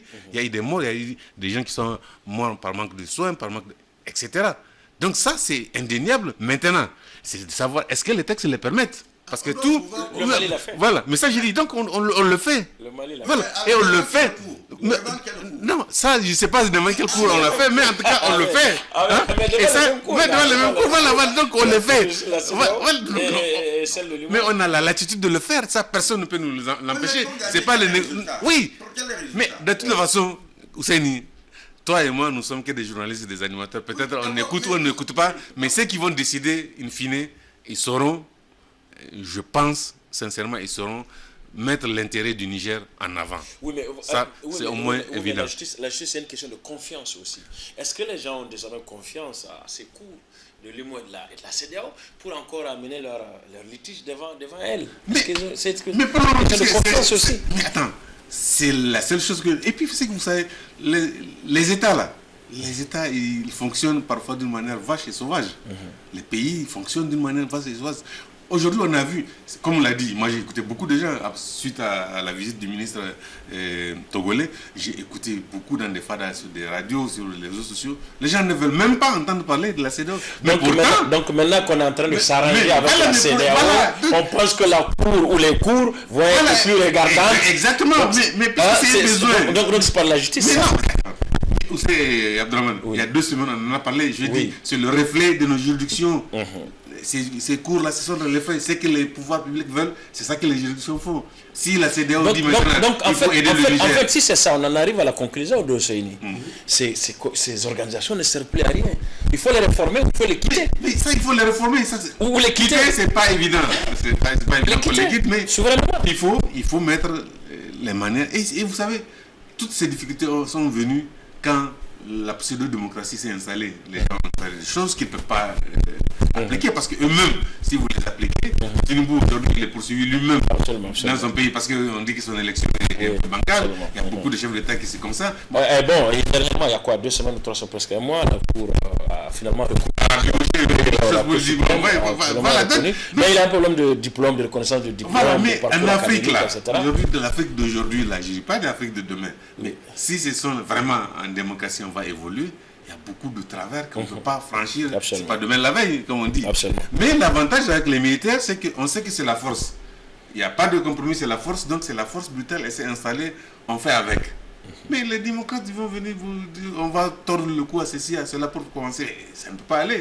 Donc il faut créer les conditions, une masse critique, pour que, en interne, les gens prennent les pays membres de la CEDEAO et des chefs d'État comme les George Weah et consorts qui disent non, il faut du Libéria. Il faut qu'on évolue avec nos peuples pour dire que c'est des instruments qu'on a mis. Pour nos peuples, il faut que ça soit conforme, pas à nos dirigeants, à ce que nous on veut, mais à ce que la réalité veut. Docteur Mouti. Oui, la polémique a fait. C'est quoi ça la fâcheuse. Oui, mais vous avez placé plusieurs mots, vous avez placé beaucoup de mots déjà. Non, honnêtement, c'est qu'on cherche de ces institutions. C'est quoi la révolte? C'est quoi un peu le rejet des populations? Voilà vos textes. C'est vous qui avez rédigé les textes pour dire voilà ce qu'on doit appliquer quand un pays quitte. Et voilà comment ça doit se passer. Et vous passez de côté, les textes, c'est ce qui est prévu. Et vous faites autre chose. Alors, est-ce qu'on a besoin de mettre 1000 ans? Parce que c'est délibérément que ces actes ont été posés. On sait bien, voilà ce qu'on peut faire dans le cadre de l'organisation. Mais pour faire mal à un pays. Alors, si on fait la Cour, si on considère que même au niveau de la Cour, les États ne sont pas au-dessus, c'est les peuples qui constituent, comment dirais-je, le socle des États. Ce n'est pas des monstres froids qui sont là. Quand les intérêts des populations sont en jeu, on doit tenir compte de ça. Absolument. Mais quand une organisation pense qu'elle peut aller outre, elle peut passer outre les intérêts des populations, parce que tout simplement, il y a un chef d'État qu'on a dégagé, parce qu'il gère mal, et il faut sanctionner 20. Ça n'a aucun sens. On a compris. Tout à fait, la logique est claire. 50 ans pour comprendre tout à fait, comme ça. Tout à fait, la logique est claire. Alors, on le disait tout à l'heure, ce verdict de la Cour CEDEAO est intervenu 5 jours après les conclusions du sommet du chef de la CEDEAO. Est-ce qu'il faut ignorer ce verdict, faire comme s'il n'existe pas, ou alors il soulève d'autres interventions? Quand moi, je n'ai pas la même lecture. Parce que ce verdict-là, en réalité, a été dicté. Il ne faut pas l'oublier, ils disent que le dernier recours, c'est l'intervention militaire. Et tout le monde sait que ce n'est pas la CEDEAO. Vous avez vu, il y a autant de Toubab au niveau du sommet que de Noirs. Voire plus. Et en plus, immédiatement, on va jusqu'à inviter la sous-secrétaire d'État aux affaires africaines, ce qui ne se fait pas. Je me demande si le Sénat américain accepterait qu'un Noir aille là-bas. Regardez ce qui se passe d'abord. Les Américains disent qu'en cas de coup d'État, eux, ils quittent le pays. Nous, on veut bien. Mais qu'est-ce qui se passe? C'est même le Sénat américain qui décide que les gens ne quitteront pas. Ce qui est contraire, justement, aux amendements, en tout cas de la Constitution. Mais encore que le Sénat américain représente les intérêts des États-Unis, je pense qu'en quittant les intérêts... On va laisser la place aux Russes. Voilà. Donc, ça veut dire que les gens sont prêts à faire entorse au cas où leurs intérêts sont... Maintenant, moi, je ne suis pas d'accord de croire qu'on va passer l'éponge et que... Non. On va porter plainte contre les États qui... En tout cas, contre la CEDEAO. Au besoin, on va aller peut-être à l'OMC, même si l'OMC n'a pas ce... Oui, ou peut-être aller à la Cour pénale internationale. Moi, je pense qu'on ne peut pas laisser les morts qu'on a enregistrés, les pertes qu'on a subies. C'est pas parce qu'ils vont rétablir le truc, ils sont obligés. Les Nigériens ont dit à Tinubu, si à partir de tel délai, tu ne rouvres pas les frontières, nous, on va les ouvrir de force. Donc, il est sous pression. Maintenant, ce n'est pas ce qui nous intéresse. C'est les pertes que nous avons subies, c'est les morts que nous avons enregistrés, qui va les indemniser, qui va indemniser leur famille. Moi, je pense que c'est à ce niveau-là. Pensez que non, on va faire passer ça comme... Non. Moi, je suis œil pour œil, dent pour dent. Nous ne sommes pas dans une position de faiblesse aujourd'hui vis-à-vis de la CEDEAO. La CEDEAO, c'est que... Et d'ailleurs, vous avez vu au départ, Tinubu a minimisé, que non, on ne veut pas de... En fait, il ne voulait même pas parler de l'AES. Il parlait de l'AES en termes de mépris. Que c'est pour les divertir, pour qu'ils abandonnent. Oui. Mais après, on reconnaît que c'est une entité qui peut être viable et qui, de toute évidence, en tout cas, est appelée à s'installer et à commencer ses travaux. Moi, je suis d'accord qu'on négocie. Le Niger ne peut pas vivre en autarcie. Le Mali aussi, le Burkina, la Guinée. Mais sincèrement, ce que les peuples demandent, c'est quoi? C'est qu'on respecte leur dignité et leur honneur, c'est tout. Mais dans ça, là, moi, je ne vois pas où notre honneur, où notre dignité ont été respectées. Quand on fait venir des guignols de Paris, d'Abidjan et autres là, pour représenter le Niger, alors que ces gens n'ont plus accès au territoire national depuis 4 mois, 5 mois, que ces gens-là ne représentent plus rien, on nous dit non, c'est les textes. Quels textes? Si c'est les textes que vous devrez respecter, vous ne devrez pas nous imposer un blocus. C'est tout. Si c'est le respect des textes là, on doit... Et en plus, c'est délibéré là, on sent que c'est guidé. La Cour n'est pas aussi indépendante que ça. On va dire, bon, écoutez, puisque nous sommes dans un processus de négociation, mettez en stand-by votre délibéré en attendant qu'on voit ce qui va se passer. Mais 5 jours après la réunion des chefs d'État, on nous sort ce délibéré-là. Moi, je me dis que ce n'est pas pour rien. Les gens pensent que c'est de cette manière qu'ils peuvent mettre la pression sur nous. On ne peut pas subir pire que ce qu'on a subi, en dehors peut-être de la guerre. Et eux-mêmes savent que cette guerre-là est impossible. Donc maintenant que nous allons négocier, en tout cas l'un des principes, c'est que il faut d'abord lever le blocus. Le principe d'indemnisation, parce que nous avons perdu des milliards. La Banque centrale, si elle a fait sortir nos sous sans le consentement du CNSP pendant cette période-là, elle doit nous rembourser intégralement ce qu'elle a fait faire sortir. Et puis les Nigériens qui sont dans les organisations internationales, qui se sont tués, une fois la situation rétablie, on les rapatrie. Moi, je pense qu'ils sont une organisation, on prend des décisions qui sont contraires aux intérêts de ton pays, qui sont contraires même à la simple morale, et toi tu vas te taire. Non, nous avons un devoir de réserve. Non, peut-être qu'au sein de ces organisations-là, ils parlent. On n'est juste pas au courant. Mais sauf qu'elle est plus en retrait depuis quelques temps. Non, mais elle a plus à perdre.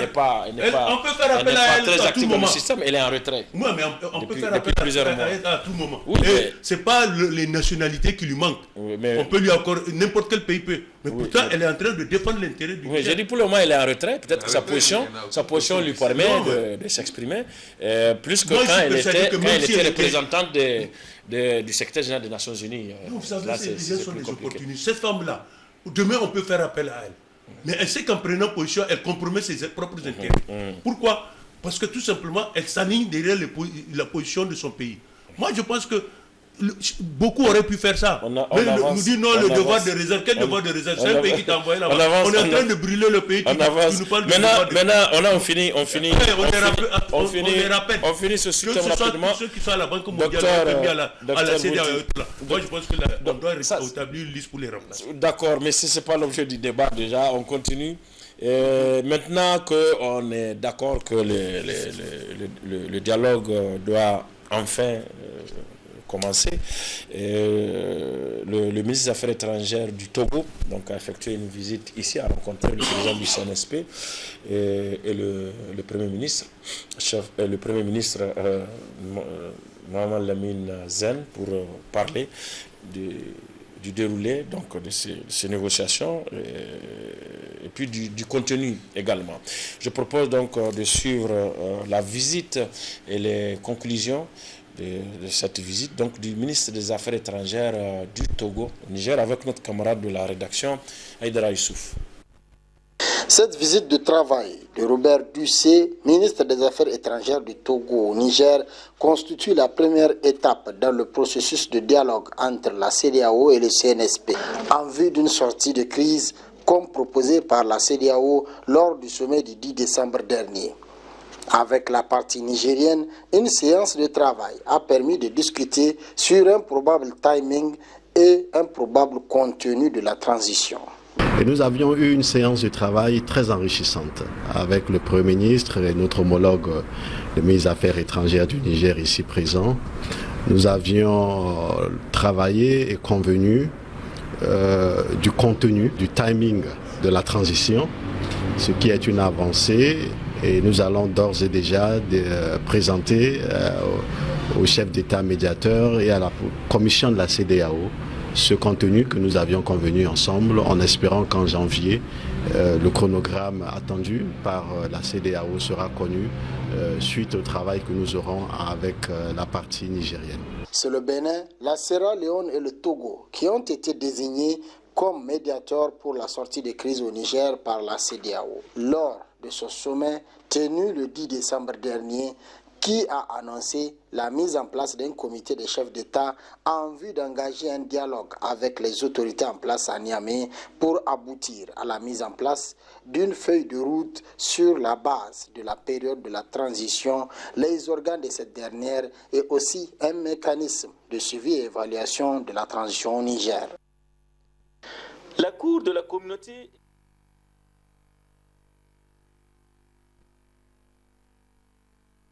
Vous avez suivi cette intervention où Ousseini, le ministre des Affaires étrangères du Togo, a dit deux choses. D'abord qu'ils vont parler des délais que cette transition va prendre et du contenu, donc du délai, s'entend le chronogramme aussi, et du contenu de la transition. Et quand on parle de contenu, c'est certainement les actions qui seront posées en termes de priorité, etc. Et que cela va se décider dès début janvier, au moment où il reviendra, donc, il reviendra au Niger en compagnie donc, du ministre des Affaires étrangères sierra-léonais. Je pense que c'est déjà un début. Hein. Et puis, bon, ce qui est réjouissant, c'est le Togolais. C'est notre partenaire, en tous les cas, qui est resté, au moins, qui reconnaît qu'on ne peut pas prendre des sanctions contre un pays frère, n'est-ce pas? Qui a accepté que nous puissions se servir de son territoire pour pouvoir nous approvisionner. Tout ça là, c'est des actes quand même à saluer. Et c'est en cela, je pense que, dans tous les cas, ils sont dans une logique de souplesse vis-à-vis de nous, les Togolais. Le Sierra Leone, je pense, c'est un peu le système anglophone. Ils ne connaissent pas bien les choses. Bizarre, il n'a pas parlé du Béninois. Non, mais le Béninois, qu'est-ce qu'il va venir chercher? non, je veux dire, si c'est le ministre des Affaires étrangères, on connaît déjà sa position. On sait quelle position il défend, ce monsieur-là. On l'a vu s'exprimer sur la question du Niger. Quelle position il défendait? Oui, c'est la position par rapport au Niger. Il était carrément collé, scotché à la position. Oui, mais moi, je ne peux pas oublier, s'il te plaît, l'histoire là, ça sert à avancer. Mais aujourd'hui, mais tu vas me dire que c'est le passé. Non, mais c'est un passé récent. Oui, c'est un passé récent. Alors pourquoi ne pas rappeler ce passé récent là pour comprendre un peu les enjeux? C'est important. Quand lui, il va venir, ça va être le trouble fait, ce monsieur, le Béninois qui va venir. Mais ça avancé. Oui, la position a dû bouger. Puisque la CEDEAO a dit mais ils sont dans leur logique. Moi, je suis entièrement d'accord. Je suis entièrement, il faut que les gens fassent attention. Sans son consentement. Les gens, il faut que les gens fassent attention. Parce qu'on voit bien la position sur laquelle ils s'agrippent. Il faut libérer coûte que coûte Bazoum. Il faut libérer, pour sa famille, Tchani a été très clair. Ils n'ont jamais été question, il n'a jamais été question. C'est eux qui ont voulu, c'est Bazoum qui a voulu que sa famille soit. Maintenant, qu'on laisse les autres là, qui ont appelé, qui sont dehors là, qui reviennent comme ça tranquillement, gaillardement, comme si le Niger, il n'y a pas de justice, les gens peuvent se permettre des choses comme ça, et c'est l'extérieur qui nous impose, comme si nous étions un département de la France, ou un département de ces pays voisins là. Ça ne peut pas se passer. Et je suis convaincu que peut-être que les positions vont s'assouplir, mais ceux qui vont attendre, si c'est pour faire de ça. Parce que quand on dit le Niger a accepté, quand vous entendez leur narratif de tout temps, ils disent que c'est le Niger qui ne veut pas discuter. Mais comment vous allez dire à la personne, il faut restaurer, libérer la personne et puis je fais coup d'État. Je dégage un pouvoir. Et quelqu'un va sortir pour me dire, non, il faut le remettre à sa place, si tu veux, pour qu'on négocie. Ça n'a aucun sens. Ça n'a aucun sens. Et ils sont dans cette posture. Et j'ai l'impression que, jusqu'ici, ils sont dans cette logique-là. Où on dit... non, la logique, c'est plutôt... Les négociations ont commencé et le président... Non, mais ça, c'est les préalables. Non, ça, c'est les préalables. Non, mais ils ne peuvent pas. Ça dit, ils veulent bloquer. Ils sont dans une logique de blocage des négociations. Sinon, on aurait pu continuer depuis les premières... D'accord, on parle de maintenant. Mais maintenant, est-ce qu'ils ont... Où les autorités ont déjà reçu le ministre des Affaires étrangères togolais, qui est venu, qui n'a pas parlé de ça, d'abord officiellement. Oui, officiellement, il n'a pas parlé de ça. Et il a dit qu'il n'a pas dit que ça conditionnait le retour ou la continuation de ce dialogue. Dans le communiqué final, ils l'ont souligné, n'est-ce pas? Et dans l'acte qu'ils nous ont posé la dernière fois, ils ont dit qu'y compris la possibilité de venir nous bombarder. Non, ça, on a bien fait de rappeler que c'était la proposition des ministres qui préparaient le sommet. Maintenant, tant qu'à faire, s'ils veulent réellement négocier, parce que ce n'est pas chez nous le blocage, c'est eux le blocage. Tant qu'à faire, c'est de laisser tomber ces histoires-là, vouloir s'y mixer pour être les sauveurs, les juges de ces gens-là qui ont fui, qui ont posé des actes, qui ont dit même de venir brûler ce pays-là.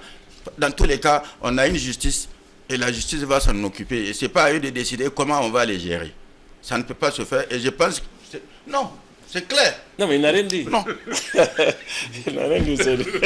Oui, mais on continue. Alors dernier aspect, avant de vous quitter. Alors, comment ça s'appelle le ministre togolais a parlé des délais de la transition. Oui, mais le délai de la transition... On a entendu les autorités du CNSP dire que c'est les assises nationales qui vont déterminer... Je veux juste qu'on comprenne une chose. Je veux qu'ils comprennent une chose. C'est qu'ils disent délai, transition de courte durée et des choses comme ça. La transition n'a même pas encore commencé. Courte durée, j'entends des gens dire tout au plus un an. On veut nettoyer pour que quand la démocratie va revenir, ça va bien fonctionner. C'est-à-dire, ils veulent pousser les mêmes acteurs là qu'on a vu qui ont détruit ce pays vont revenir. On veut faire quelque chose de propre. Moi, j'ai dit, c'est pas eux. Ils peuvent dire, voilà, Tchani a parlé de 3 ans maximum. Mais non, il était question un temps que c'est les assises nationales qui vont déterminer. C'est toujours à l'ordre du jour, voilà. C'est toujours à Alors, mais maintenant, on va trouver juste à leur donner quelques indicateurs là, par rapport à la transition. Et puis bon, en fonction de l'évolution, on peut dire non, on ne peut pas tenir cet engagement-là. Dans tous les cas, il y a des travaux, il y a des choses à faire. Moi, j'ai dit, c'est ça ils veulent, non? C'est ça qui va permettre de débloquer. Je pense qu'en janvier, là, peut-être, ils vont avoir, comment dire, le chronogramme, l'agenda, mais le contenu même, c'est qu'on va mettre dedans. En quoi ça les engage? Quand tout à l'heure, tu dis, c'est qu'on veut mettre. C'est qu'on veut mettre, ce que je pense, c'est que... En termes de priorité. En termes de priorité, il faut rendre justice aux Nigériens. Ça, c'est la première priorité que les Nigériens attendent. Merci Ousseini. Alors, le journal L'Enquêteur du 14 décembre, Tradam, a titré Niger-CEDEAO, des négociations âpres en perspective. Niger-CEDEAO, des négociations âpres en perspective. Titre L'Enquêteur du 14 décembre 2023, un titre qui tarde à s'afficher à l'écran. Niger-CEDEAO, des négociations âpres en perspective, c'est une interrogation que le journal pose. Bon, en attendant, c'est pas grave, on continue. Oui, est-ce que vous le pensez aussi, que c'est des négociations qui sont âpres? Il faut attendre, donc, enfin, on s'attend à ce que ces négociations-là soient difficiles, à cause de divergences de position qui, à un moment donné, étaient assez flagrantes. Non, moi je voudrais, avant de répondre à ta question, demander à Hussein d'avoir le cœur bien accroché pour les jours à venir. Parce que, comme je dis, c'est des négociations et c'est des États. Ce n'est pas des sentiments personnels ou individuels. C'est des États et ça peut se faire, les négociations peuvent se conclure en oubliant beaucoup de choses que les peuples veulent. Il faut qu'on soit préparé à ça. C'est normal. Deuxième chose, c'est vrai, on dit qu'il y a des négociations, mais pour le moment, moi je dis, j'ai écouté le ministre béninois et le ministre togolais des Affaires étrangères. Ça vaut ce qu'il a dit. Mais pour le moment, moi je dis, ça n'engage pas le Niger véritablement. C'est une audience, il est sorti à l'audience. Là où ça peut peut-être prêter à croyance, c'est que ça a été accepté pour diffusion sur les médias d'État. Parce que quand même, comme vous l'avez vous-même rappelé, le CNSP a pris l'engagement que rien ne se fera en termes de négociation, de contenu, de délai, qui n'est pas été décidé par les assises nationales. Voilà. Donc, qu'un ministre des Affaires étrangères, ami soit-il pour le Niger et son peuple, sorte... Et pour sa première sortie. Pour sa première sortie, viennent dire des trucs comme ça. Moi, je dis, pour le moment, ça vaut ce que ça vaut. Ça l'engage. Moi, j'attends officiellement que mon gouvernement et le CNSP nous disent voilà ce qu'on a arrêté, voilà comment on va procéder. C'est ça qui va être l'objet des discussions, mais pour le moment, je dis, c'est une audience d'un ministre togolais, ça vaut ce que ça vaut. Il a dit sur un média d'État, certainement donc avec l'aval du gouvernement, mais ça ne peut pas augurer, en tout cas pour moi, une discussion assez sérieuse pour savoir... Pour vous, il a été un peu vite en besoin. Absolument. Pour moi, en tout cas... Pour une première sortie. Pour une première sortie. Il s'est trop avancé. Il s'est trop avancé. Et moi-même, les médias d'État, je trouvais que ce n'est pas prudent, à moins que ça ait été expressément demandé à ce que ça soit diffusé. Parce que quand même... Parce qu'ils n'ont pas relativisé. Ils n'ont pas relativisé. Et nous sommes dans une situation où le peuple est chauffé à blanc, la société civile. Tout le jour, on a réclamé des choses, que ça tombe comme ça, et si vous avez remarqué depuis ça, tout le monde s'interroge, bon, ça veut dire quoi exactement? Ça veut dire qu'il y aura, est-ce qu'il y aura les assises nationales ou pas? Voilà, donc ça, finalement, comment ça va se passer? Voilà, donc, absolument. Absolument. C'est tout ça qui fait que, bon, absolument. Moi, oui, docteur Bounti, vous l'avez suivi aussi. Il est entièrement confiant. Je pense qu'il a j'ai entièrement confiance en lui. Ce qu'il a dit à l'ONU, il fait partie de ceux qui ont porté la parole du Niger.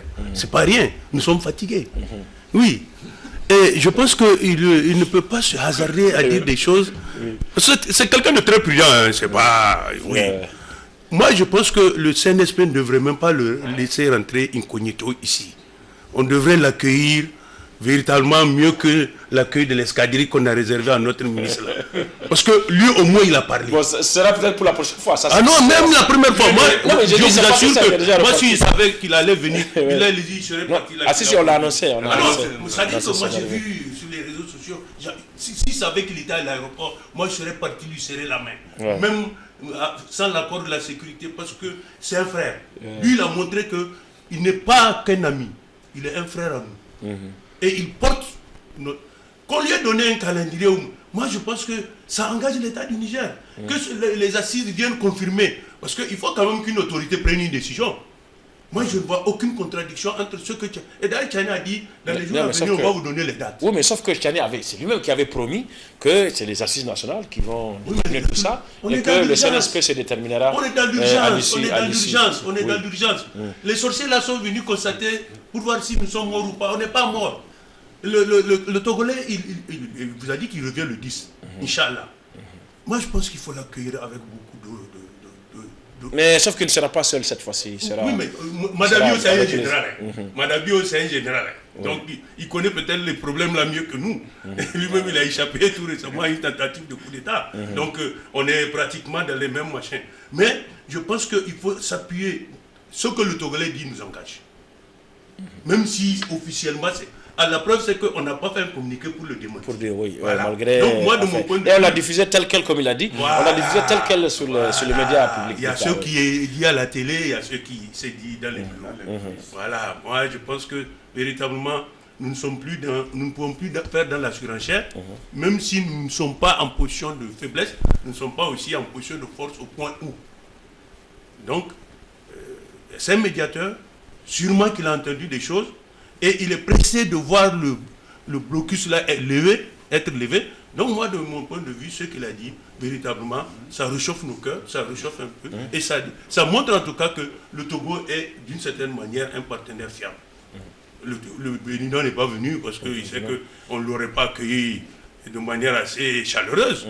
Moi, je suis persuadé que le Bénin va même demander qu'on le retire de la liste. Parce que vu l'animosité, l'hostilité, le mépris que... Oui, mais sauf que je me rappelle ce que Taradam a dit, et c'était à juste titre. Est-ce que le Bénin Talon aurait pu accepter d'être médiateur? Enfin, la CEDEAO, le sommet aurait pu le mettre s'il n'était pas d'accord, s'il n'était pas consentant. Pour être premier médiateur. C'est que... En sachant pertinemment ce qu'on pense de lui ici au Niger. Parce qu'entre-temps... Talon n'est pas un fou. Talon sait qu'il va commencer à engranger les sous de notre brut. Du pétrole. Oui, de notre pétrole. Et donc maintenant, comme l'a dit le CNSP, c'est des hommes, c'est des gens qui sont dans des relations d'affaires. Maintenant, il va oublier Bazoum. Quand il va commencer à engranger les yens, à palper, c'est fini Bazoum. En fait, c'est votre expression que j'ai repris. Oui, avec Bazoum, ils sont aussi dans une relation d'affaires. Oui. Et ils se rendent compte que sans rien casser, lui, il va remplir sa poche, mais je crois que c'est fini. Et vous avez vu même les Tinubu et autres là. Tinubu, lui, il est même sous pression. C'est la population du Nord lui dit, tu ouvres les frontières. Ça veut dire que si l'on sentait à ce qu'on a entendu jusqu'ici, de la bouche même du ministre des Affaires étrangères togolais et de tout ce qu'on entend à gauche à droite, d'ici mi-janvier, on sera fixé. Normalement, moi je me dis qu'ils vont... La première des choses, c'est qu'il faut lever le blocus. Après, tout est négociable. Même si c'est 15 jours, on va organiser les élections. À la condition que ce ne soient pas les élections PNUD. C'est-à-dire qu'il faudrait que ce soit nous-mêmes qui financions notre élection avec les modalités que nous voudrions, avec qui nous voulons comme candidat. Entre-temps, on aura éliminé ces Chouaranguières-là qui ont saccagé le pays. Mais d'ici mi-janvier, on pense que la situation sera décantée. En tout cas, on verra plus clair. Assise nationale ou pas? Non, je ne crois pas. C'est pourquoi j'ai dit qu'il faut qu'on ait les cœurs très accrochés. Parce que c'est pas possible d'ici mi-janvier. Même si le ministre a parlé du début janvier. Oui, il va revenir en mi-janvier, ça il a dit. Oui, c'est-à-dire, début janvier. Si on spécule, on pense que, même si ce n'est pas officiellement dit par nos autorités, on pense, au vu de ce qu'il a dit, qu'il a quelque chose sous la main côté Niger. Base de discussion côté Niger. Maintenant, on n'a pas la base de discussion côté CEDEAO. Ah, moi je pensais qu'il était arrivé avec. Ah non, je pense pas. Si c'est ça, non. Si c'est ça, on allait avancer beaucoup. Non, il est venu avec quelque chose. Il est arrivé avec quelque chose au moins. Moi, je ne crois pas à ça. Je ne crois pas à ça. Donc, moi, je ne crois pas à ça. Donc, parce que si c'est ça, là, c'est facile à faire. Même, ça va être directement une réunion de plus de sommet.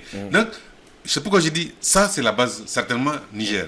Maintenant, on attend la base de la discussion CEDEAO. Ici, au CNI et Bounti sont offusqués qu'on intègre l'ancien régime. Les guignols. Moi, je ne les appelle pas comme ça. En tout cas, les autorités de l'ancien régime, qu'on les intègre.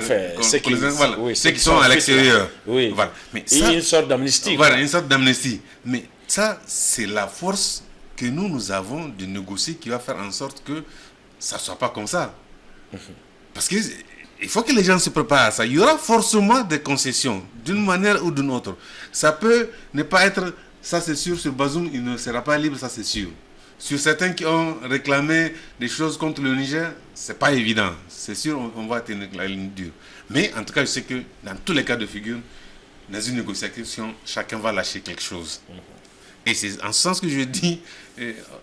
les peuples sont toujours en dernier ressort les dindons de la force parce qu'ils ont cru à beaucoup de choses, mais qui dans la réalité aujourd'hui, face à certaines réalités tout à l'heure. J'ai aimé bien Bounti a dit qu'on est fatigué. Et quand tu es fatigué, effectivement, tu es prêt, sous certaines conditions, à accepter des choses. Et c'est pourquoi je dis il faut que nous ayons la main assez lourde pour dire que non, ça et ça et ça et ça, ce n'est pas possible, ce n'est pas négociable. Mais sur ça, on peut faire des concessions parce que ce n'est pas gravissime. Ça n'entame pas en rien la mobilisation que notre peuple a faite depuis pratiquement 4-5 mois dans lequel on est. Il faut forcément faire des concessions. Non, oui. Concessions par rapport à quoi? Mais dans le cadre de négociation, forcément, il y a des postes sur lesquels il faut lâcher du lest en fait. La CEDEAO a dit 2 ou 3 choses. 3 choses. Oui. Libération de Bazoum, impossible. Retour à l'ordre constitutionnel, il nous faut un calendrier et un délai. Enfin, transition courte. Pour résumer. Voilà. Libération de Bazoum. Maintenant, ces cas-là ont été ajoutés après coup. Ça n'a rien à voir avec les éléments de base à partir desquels on devrait négocier. Maintenant, le Niger a donné apparemment un certain nombre d'éléments au ministre togolais des Affaires étrangères. La CEDEAO est sur sa position. On connaît les points sur lesquels la CEDEAO voudrait qu'on négocie. Mais nous-mêmes, nonobstant cela, on ne peut pas négocier tant qu'on a le couteau sous la gorge. Ce n'est pas possible. Donc, il faut d'abord lever le blocus, revenir aux sanctions classiques. Une fois qu'ils sont revenus aux sanctions classiques, tout devient possible. Mais est-ce que vous pensez que c'est ça que le Premier ministre ou le CNSP a dit au ministre togolais qui est venu la dernière fois? Moi, je suis persuadé qu'on a dû lui donner des éléments. Il ne peut pas sortir. Vous savez, c'est quelqu'un de très, très, très prudent. Hein, il ne peut pas sortir dire n'importe quoi. Maintenant, il faut essayer de faire en sorte que ce qu'on lui a dit et ce que les assises vont faire soit en conformité. Ça s'arrête là. Moi, je ne vois aucune contradiction. Bien au contraire. Et vous avez vu l'engagement? Non, j'arrive. Il faut insister sur le rôle que joue le Togo. Son président a dit, quel que soit le blocus que vous subissez, vos marchandises passeront par Lomé. Et je garantis la sécurité des biens et des personnes sur mon territoire jusqu'à ce que... Moi, je pense que ça, là, c'est pas rien. Oui. La CEDEAO doit savoir qu'au moins, ce que le Togolais dit nous engage. Parce que le Togolais, ici, il a montré, en tout cas... On comprend tout ça. En fait, la question, c'est de savoir, je la reprends, sur quel point pensez-vous que le Niger peut faire des concessions? Quand vous dites que... Parce qu'une négociation, c'est peut-être forcément des concessions. sur la durée. Peut-être au lieu de 3 ans, on peut revenir à 2 ans. Mais pas plus. En tout cas, c'est la seule chose. C'est le seul point sur lequel... Mais en plus, c'est qu'il faut insister, on ne veut pas d'élections financées par le... Oui, non, rapidement, parce que pas d'élection financée par le visiblement, pratiquement, on peut pas aller au-delà de ce premier sous-thème, donc le second est parce que là, on va en finir rapidement pour clôturer cette émission. Oui. On n'a rien à concéder. Non, mais il s'agit d'une négociation quand même. Non, quelle négociation? Il s'agit d'un dialogue, d'un échange. Qui a provoqué qui? C'est toi qui as provoqué. Nous avons fait un coup d'État. Oui. En quoi ça a dérangé ces pays-là? En quoi? Ils se lèvent, ils mettent des sanctions qui n'existent nulle part, qui n'ont jamais été appliquées à quelqu'un. Ils prennent le pays en otage pratiquement. Le Niger, ils veulent l'asphyxier. On est parti dans un protocole. Si c'était des sanctions, mais quel protocole sur la convergence démocratique? Mais attends, quelle convergence démocratique? Qui interdit les coups d'État dans les pays. Non, mais qui interdit les coups d'État. Mais pourquoi ils ne réfléchissent pas? Qu'est-ce qui amène les coups d'État? C'est la malgouvernance. Alors, mais tant que la malgouvernance, ils ferment les... Non, en fait, c'est ça. Mais donc, ça veut dire que leur convergence là. Leur convergence, non, mais moi, je ne veux pas entendre ce concept, la convergence constitutionnelle. Ça veut dire quoi? Oui, elle existe dans tous les cas. Et nos pays sont partis dans cette conversation. Il y a combien de pays qui ont eu des coups d'État? Les négociations ont commencé. En tout cas, c'est ça qu'on Moi, j'ai dit une chose. Ils veulent mettre la libération sans poursuite contre tous ceux qui ont pillé l'argent public. Moi, je pense qu'on ne peut pas avancer. On ne peut pas parce qu'il ne faut pas arrêter les négociations. Il ne faut pas perdre de vue que ce n'est pas arrêter les négociations. Il ne faut pas perdre de vue que ce n'est pas une affaire du seul CNSP. C'est une affaire du peuple, des populations nigériennes qui réclament justice par rapport à ces questions-là. Il ne peut pas sortir demain et dire non, on veut simplement. D'abord, c'est injuste ce qu'ils nous ont posé comme sanction. C'est totalement injuste. Est-ce que c'est prévu par... Non, je vais insister là-dessus. Oui, d'accord, mais il faut avancer. Est-ce que vous êtes d'accord, Ousseini? Non. Ousseini, est-ce que vous êtes d'accord qu'il faut lever le blocus avant tout? Mais il faut le lever parce que ça n'avait pas sa raison d'être. Et en plus de ça, quoi d'autre? En plus de ça, on s'assoit, on établit le calendrier. N'est-ce pas? Le délai de la transition. Les modalités, comment ça va se passer. C'est tout. Aucune autre concession. Quelle autre concession? Qu'est-ce qu'on peut donner en dehors de ça? C'est quoi on peut donner? Quoi d'autre? Merci. Non, c'est pas léger. Il veut qu'on revienne à la définition. Mais il faut que tu non, mais c'est pas, je veux dire une chose. Aujourd'hui, le CNSP joue du soutien des populations parce que les populations attendent à ce qu'on a vécu pendant ces 13 ans-là. On ne peut pas quand même venir, un monsieur va venir à cravate veste, il va venir s'asseoir pour dire, fermer les yeux sur tout ce qui a été fait. Et aller à des élections dans 6 mois ou dans 1 an, et puis les mêmes gens qui ont volé l'argent public, ils vont aller. Non, il faut qu'on mette les garde-fous nécessaires. Non, personne n'a dit ça. Personne n'a dit que ça va se faire comme ça. Moi, j'observe. 30 secondes, j'observe une chose. Oui, je ne sais pas si peut-être je n'ai pas été très attentif, mais j'ai observé que, en tout cas, je n'ai pas vu les images de l'audience du président Tchani avec le ministre togolais des Affaires étrangères. Non, les images n'ont pas... En tout cas, on n'a pas vu les images. Voilà, donc je ne pense pas qu'il ait été rencontré. Et en matière de communication, moi je dis pour argumenter avec force, le Premier ministre, c'est vrai, c'est le gouvernement, mais une décision de la nature de son audience, ce qu'il a dit, moi je l'aurais beaucoup intégré si c'était à la sortie d'audience avec le président du CNSP, parce que, in fine, quand même, c'est le CNSP, pas le gouvernement qui va décider de comment ça va se faire.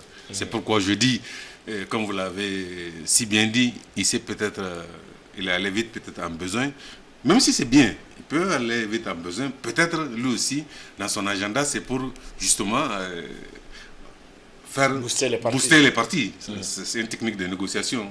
C'est peut-être pas bien, mais en tout cas, en technique de négociation, c'est possible qu'il ait voulu aussi booster les partis, parce que, comme on a dit aussi, il n'a pas été pas démenti, mais peut-être pas reprécisé. Donc ça veut dire que il a mis au moins ses marrons au feu, comme on dit. Ici au Niger, c'est-à-dire qu'il connaît l'aura dont il jouit, son pays jouit. Et c'est difficile que les Nigériens lui disent non, c'est pas comme ça, on a voulu dire. En tout cas, il a lancé. Bon, on verra. On souhaite que ce soit une très bonne chose pour notre pays. C'est le plus important que tout le monde cherche de toute façon. En tout cas, on attend de pied ferme le retour des membres de cette médiation qui a été désignée par le sommet des chefs d'État. Et on verra comment cela va évoluer. Franchement, moi, je pense qu'on a commis l'erreur de mettre ce monsieur-là. Oui, il faut que... Oui, mais bon, ça c'est une autre histoire. C'est une autre histoire. Mais un diplomate, il sera mieux au commerce ou au média. C'est un diplomate de caractère. On te gifle à New York, tu viens prendre un bâton. Merci. Merci Amadou Diallo. Merci Traoré Daouda. Trada, merci Ousseyni Issa. Merci à vous également, mesdames, messieurs, de nous avoir reçus chez vous pour Presse Plus de cette semaine. Excellente fin de semaine sur les programmes de la télévision Beauferré. Au revoir.